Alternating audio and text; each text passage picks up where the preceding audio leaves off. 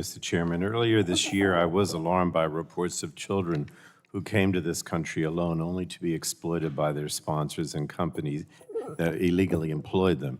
And I'm pleased that Secretary Becerra is here to explain what the Office of Refugee Settlement is doing to better address this cruel abuse. ORR has been in a difficult position. Its budget and authorities are limited, particularly in the period after a child is released into the custody of his sponsor. This is a critical time for the detection and remediation of any exploitation.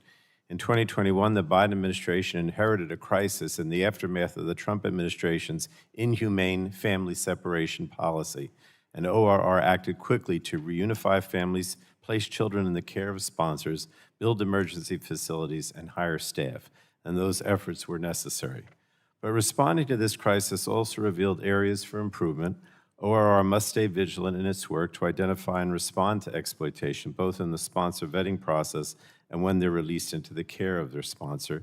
And I look forward to hearing how ORR is accelerating this important work, including through its joint efforts with the Department of Labor to combat illegal child labor.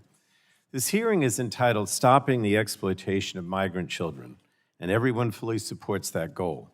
Unfortunately, I believe the actions that my Republican colleagues are taking would make this situation worse, not better. This Congress, Republicans have routinely tried to chip away at the right to legal asylum. Even as they decried child exploitation, Republicans nearly unanimously supported legislation that would reverse critical safeguards for kids who were trafficked.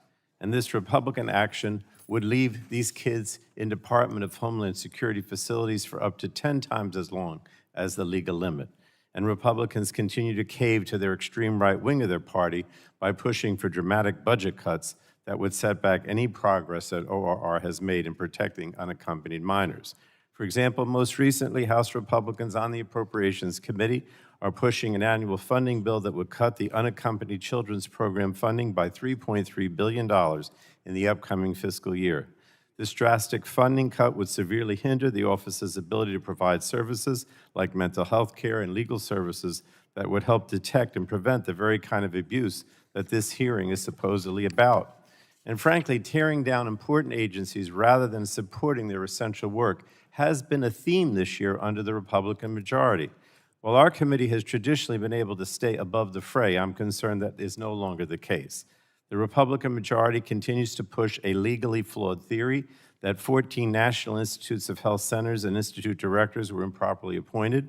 These allegations ignore language in the 21st Century Cures Act that they put in, former Republican Chair Fred Upton and former Congressman Joe Barton, deliberately saying that the Secretary should act through the NIH director.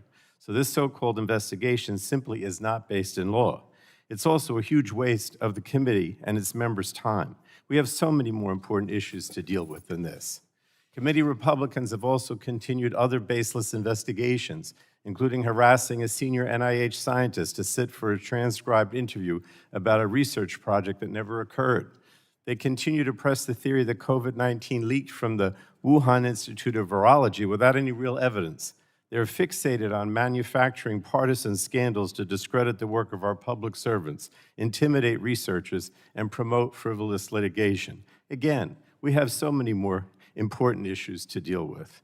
The Republican majority's attacks only distract from the important oversight work that children deserve and that Americans depend on.